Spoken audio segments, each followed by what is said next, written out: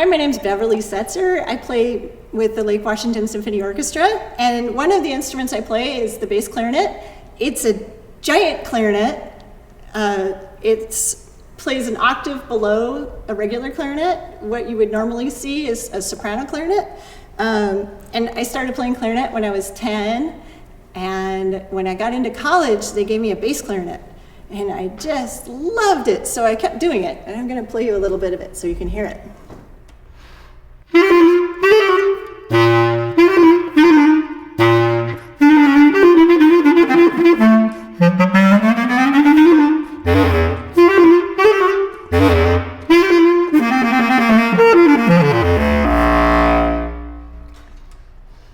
So, as you can hear, it can play high, it can play low, and I love the low notes. That's one of the things that's the most wonderful about a bass clarinet. So I hope you like it. Hi, I'm Francine Peterson. I've been playing with Lake Washington Orchestra since 2003, and I play the bassoon. The bassoon comes in 4 pieces. It has a lot of keys, and our thumb operates, my left-hand thumb operates all these keys, and my right-hand thumb operates all of these keys. So the bassoon is around 6 feet long, and it has this, our mouthpiece is a crooked piece of metal. So it's nothing until I put on a reed that is 2 pieces of cane put together. So I am a double reed instrument. The other cool thing about the bassoon, it's when we hold it, we balance it. And so we have this cool little seat strap that we sit on.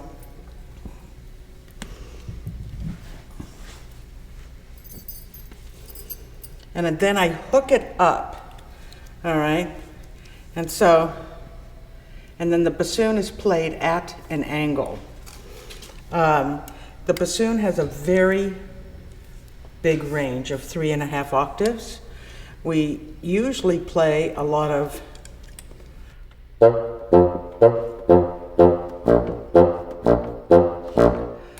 the low note stuff. What I want to play for you today is something from a Disney movie. It's Sorcerer's Apprentice.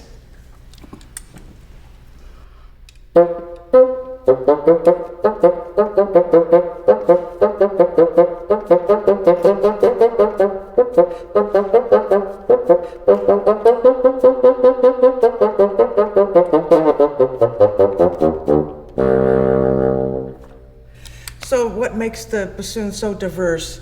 Like the clarinet and all of the woodwind instruments, we can play high, we can play middle, and we can play low. And I thought that was a very good representation. The bassoon is also the bass of the woodwinds, along with the bass clarinet, and bass oboe, and all the bass other woodwinds, but we're probably the lowest one. So this is the bassoon. Hello, my name is Mary Cantor. I've been playing with a group called the Lake Washington Symphony Orchestra since 1999, and I would like to talk to you about the clarinet. It's basically a tree with holes in it. It has 17 keys and 6 rings. They're made out of silver, and the wood is a very special wood that has many different names. I'll call it grenadilla wood today. It comes from Africa. It's a very heavy wood. So if you built a raft out of this wood, it would sink to the bottom of the river. The clarinet has 1 reed on the top. You take it off, the reed does nothing. You blow in the mouthpiece, nothing's happening. You have to put this magic reed on the mouthpiece, and then suddenly you get a sound. And we will make a sound here. The clarinet has some low notes. And some composers like to use it to depict a cat.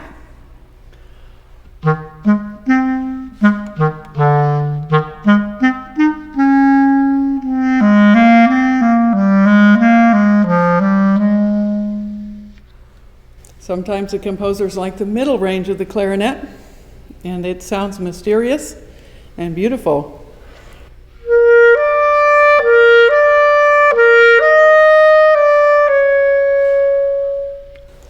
It's from Harry Potter.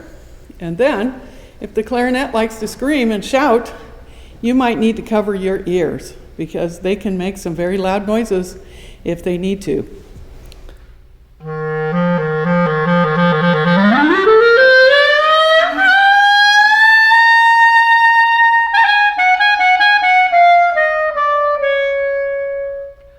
So that's the clarinet, the low, beautiful, dark, woody sound, the beautiful, mysterious middle sound, and the high, screaming, hysterical sound, I might call it.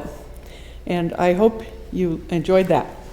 Hi, my name is Evan Pengrisalt, and this is actually the first time I've joined the players of the Lake Washington Symphony, and I play the flute, which looks like this. I've been playing the flute since I was in the 4th grade, which is probably where some of you are right now. So that's how long I've been playing, since I was your age.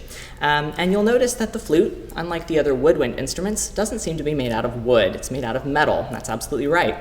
Sometimes it's made out of tin or nickel, sometimes it's made out of silver, like my flute, and some flutes are even made out of gold. But they used to be made out of wood, so that's why we call them woodwinds. They come in 3 pieces. There's the top, which has the embouchure hole and lip plate, which is where the sound is produced. There's the long middle joint with lots of keys to make all the different notes. And there's the foot joint down at the bottom, which is smaller, and we use it just for the low notes. Now, the flute is usually used by composers in the orchestra to play all of the top notes, all of the high melodies. Sometimes we're the bird. Composers like it when the flute is the bird, because we can play all sorts of chirpy little things. And sometimes we get to play nice soaring melodies in the top register, like this next piece, which represents a bird as well. Maybe you'll recognize it. It does get a little bit high, so if you want to have your ears ready to cover, that's okay.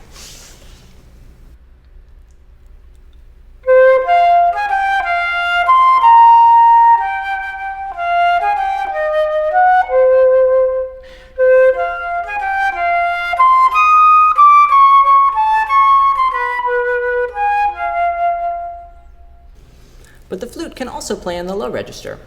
And I like to play in the low register because it has this nice, rich, warm sound. So this next song is in the low register, and you'll probably recognize it. So feel free to sing along.